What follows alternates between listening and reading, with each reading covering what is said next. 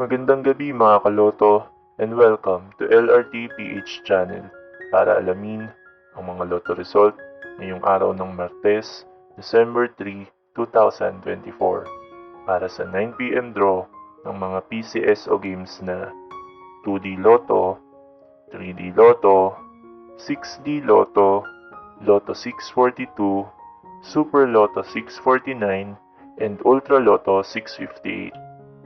Pero bago ang lahat, kung bago ka pa lamang sa aming channel, ay huwag kalimutang mag-like, mag-comment at mag-subscribe para updated ka sa daily lotto result ng PCSO.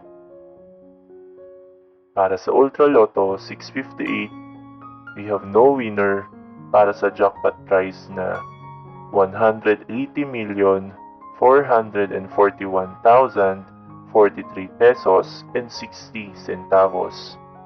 Ang ating Ultra Lotto winning combinations ay 12, 6, 45, 7, 51, and 1 in any order.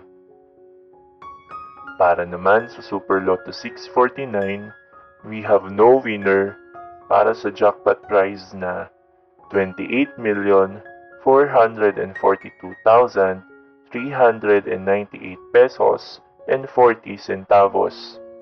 Ang ating Super Lotto winning combinations ay 2, 39, 48, 35, 5, and 46 in any order. Para naman sa Lotto 642, we have no winner para sa jackpot prize na 9,445,172 pesos and 20 centavos. Ang ating Lotto 642 winning combinations ay 27, 38, 26, 4, 39, and 19 in any order.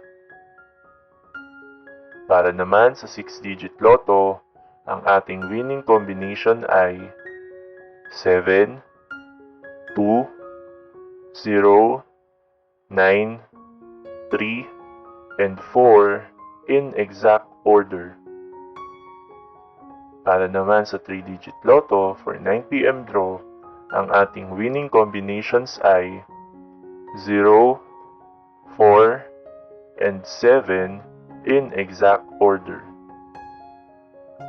At para naman sa 2-digit Lotto for 9 p.m. draw, ang ating winning combinations ay 9 and 27 in exact order.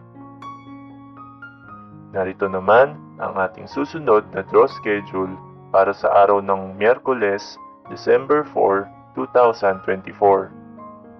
2D Lotto at 3D Lotto para sa 2 p.m. and 5 p.m. draw at 2D Lotto, 3D Lotto, 4D Lotto, Mega Lotto 645 and Grand Lotto 655 naman para sa 9 p.m. draw na mayroong estimated jackpot prize na 8.9 million pesos para sa Mega Lotto 645 and 34 million pesos para naman sa Grand Lotto 655.